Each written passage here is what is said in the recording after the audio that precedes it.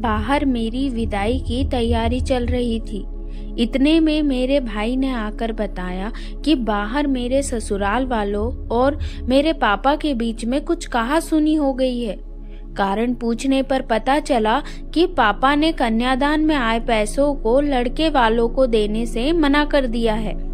पापा का मानना था कि कन्यादान में आए हुए सारे पैसों को मेरे नाम से एफडी करा देनी चाहिए, जो मेरे भविष्य में काम आएंगे। पर ससुराल वालों का मानना था कि उस पैसों पर तो सिर्फ और सिर्फ ससुराल वालों का हक होता है। भला किसी पिता ने आज तक अपनी बेटी के कन्यादान के पैसों को अपने पास रखा है? बस इसी बात से माहौल खराब था।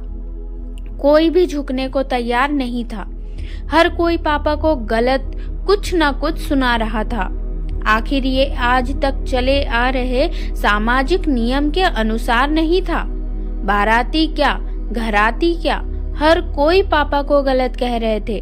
यहाँ तक कि दादी और मम्मी को भी ये सब गलत ही लग रहा था।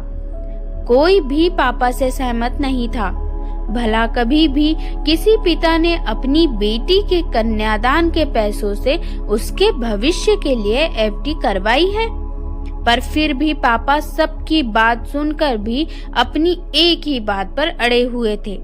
पापा का कहना था कि शादी कर दी तो क्या, उसके भविष्य को सुरक्षित रखने की जिम्मेदारी भी तो है। मैं उन बाप में से नहीं हूँ जो बेटी के विदाई के वक्त उसे खाली हाथ विदा करके गंगा नहा लूं। मैं बस एक सही पिता होने का फर्ज निभा रहा हूँ। आखिर ससुराल पक्ष के कुछ लोगों ने ससुरालियों को समझाया तो वो लोग मुझे विदा करके ले जाने को तैयार हुए। आखिर मेरी विदाई तो हो गई, ससुराल में मेरा स्वागत तो हुआ, पर ताने के साथ। आखिर मैं एक ऐसे इंसान की बेटी थी जिसने उनके ससुराल वालों के सामने झुकने से इनकार कर दिया था।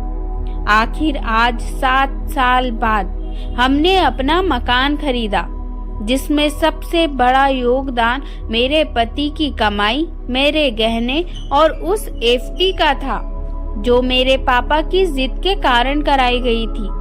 आज मेरे ससुराल वाले मुझे ताने नहीं मारते, क्योंकि आज उन्हें मेरे पापा की दूरदर्शिता बहुत पसंद आ रही है।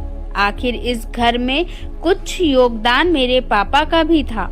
दोस्तों, अब मुझे मेरे पापा पर और भी गर्व होता है और जब भी मैं अपने घर को देखती हूँ तो अपने आसपास पापा के होने का एहसास करती हूँ।